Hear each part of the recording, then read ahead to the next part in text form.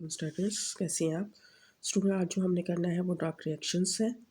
Calvin cycle, Melvin kelvin जो था scientist का नाम था और उसके कोलीग थे जिन्होंने इस साइकिल को डिस्कवर किया था, जिसकी वजह से इसको कैल्विन साइकिल कहते हैं। The date of dark reaction was discovered by Melvin Calvin and his colleague at University of California. The summary of the events of dark reaction, also known as Calvin cycle, as follows.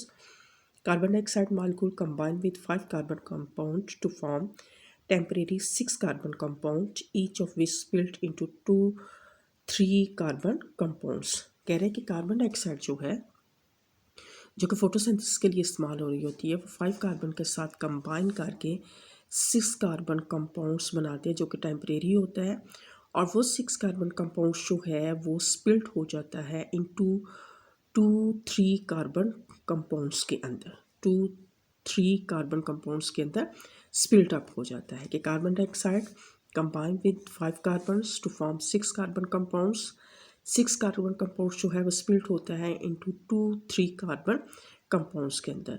Student, अब ये जो 6 carbon इस तरह से लिखा हुआ है और 7 इंटू 3, तो इसका मतलब है हमने कार्बन की 6 इस तरह से बनानी है और 3 रोज बनेगी। ठीक है, तो ये 6 कार्बन 1 2 3 4 5 6 एंड 3 1 2 3 इस तरीके से ये इसका मतलब ये है। ठीक है, दूसरे स्टेप्स के अंदर कहता है there are 3 carbon compounds are reduced to 3 carbon carbohydrates by using ATP and hydrogen from NADPH.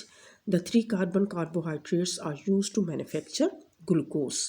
कि दूसरे स्टेप में कहा जा रहा है कि 3 कार्बन कंपाउंड जो है वो रिड्यूस हो जाता है 3 कार्बन कार्बोहाइड्रेट्स के अंदर। 3 कार्बन कार्बोहाइड्रेट जो है ये फिर इस्तेमाल होता है for the manufacture of glucose और उसके लिए एनर्जी की ज़रूरत होती है और वो एनर्जी जो है वो उसको कौन प्रोवाइड करता है, ATP। और NADPH जो है वो उसको क्या प्रोवाइड करता है, हाइड्रोजन प्रोवाइड करता है।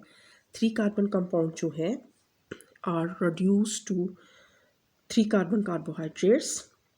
एनर्जी यूज़ होगी वो ATP से होगी और हाइड्रोजन कहाँ से होगा, NADPH से। ठीक है, और ये 3 कार्बन कार्बोहाइड्रेट जो है ये यूज़ होगा for the manufacture of the glucose के लिए।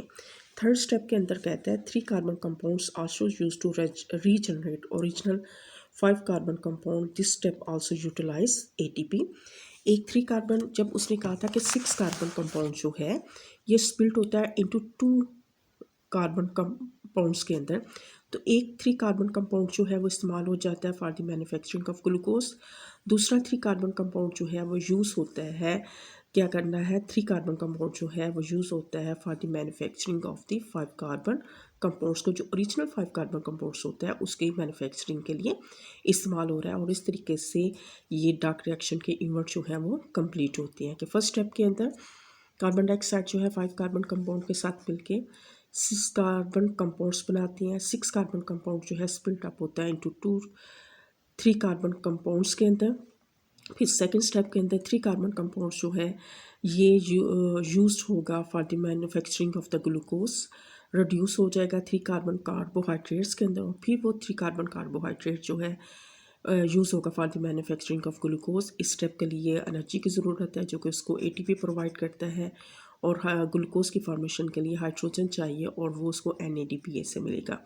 एक 3 कार्बन कंपाउंड जो है ये इस्तेमाल में आ जाएगा for the manufacturing of original 5 carbon compound और इस तरीके से ये इवेंट जो है वो टेक प्लेस होते हैं। ठीक है स्टूडेंट, ये आपका डार्क रिएक्शन जो है वो कंप्लीट हो गया। Also very important, Calvin was awarded Nobel Prize in 1961 for his work on the details of the photosynthesis। इसको आपने अंडरलाइन करना, 1961 में कैल्विन को क्या मिला था, अवार्ड मिला था। तो आपने इसको MCQ के लिहाज से करना है। कल इंशाल्लाह ताला role of chlorophyll and light करेंगे। ओके, अल्लाह हाफिज़।